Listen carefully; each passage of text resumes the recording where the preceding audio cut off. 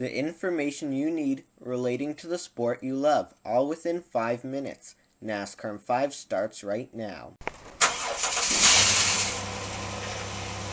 Hello everyone, welcome to NASCAR in 5. I'm your host Bryce Turner. This weekend, NASCAR races at Richmond. A look at the schedule coming up, but first a look back to the races at Bristol. Carl Edwards won the Food City 500 Sprint Cup race from Bristol. Dale Earnhardt Jr., Kurt Busch, Chase Elliott, and Trevor Bayne rounded out the top 5. Meanwhile, Kevin Harvick has taken the lead in the standings over Carl Edwards, Jimmy Johnson, Joey Logano, and Kyle Busch. For more post-race coverage, visit carnuts.ca and click on Closed Wheel Racing.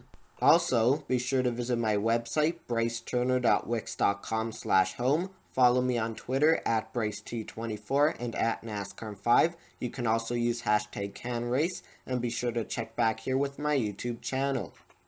In the Xfinity Series, Eric Jones won the Fitzgerald Glider Kits 300. Kyle Busch and Kyle Larson finished second and third. Daniel Suarez continues to lead in the standings over Jones and Justin Allgaier. It's time now for a news update. In the news, Tony Stewart will return to racing this weekend. Stewart has been cleared by his doctors and NASCAR and will drive the number 14 Chevy at Richmond. Tony missed the start of the season due to a burst fracture of the L1 vertebrae, a back injury he sustained in an ATV accident in January. He will take part in an upcoming tire test at Indianapolis and will start next weekend's race at Talladega before yielding the car to Ty Dillon. Stewart will return full-time at Kansas. NASCAR has granted him a waiver, meaning he is eligible to qualify for the chase. In other news, Tony Stewart has been penalized following comments about NASCAR's lug nut enforcement.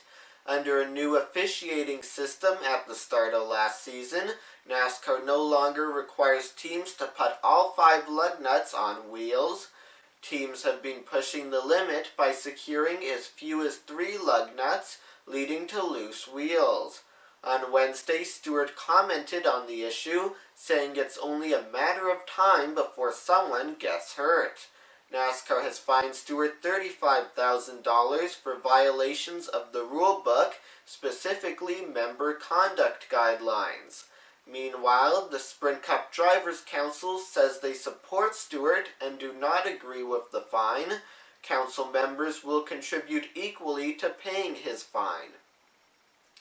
And Eric Jones not only won last weekend's Xfinity race at Bristol, he also won the first of 4 Dash for Cash bonuses. Jones was the best finisher of the 4 eligible drivers and took home $100,000 by winning the Dash for Cash. Another $100,000 will be up for grabs this weekend at Richmond. The 2 heat races will determine the eligible drivers who will compete for the bonus in the main event. The Xfinity Series is up first this weekend with the Toyota Care 250 from Richmond. The main event will take place tomorrow at around 1:45 p.m. Eastern, with broadcast coverage on FS1, TSN, the Motor Racing Network, and SiriusXM. Qualifying will be held tomorrow at 9:30 a.m. As this is a Dash for Cash event, there will also be 2 heat races to determine the starting lineup. The heats will be held at approximately 12:30 and 1:10. All coverage on FS1. And Sunday, it's the Sprint Cup Series Toyota Owners 400 from Richmond. The race will take place at about 1:15 p.m. Eastern, with broadcast coverage on Fox, TSN's 1 and 5, MRN, and SiriusXM. Qualifying will be held today at 4:15 with TV coverage on FS1.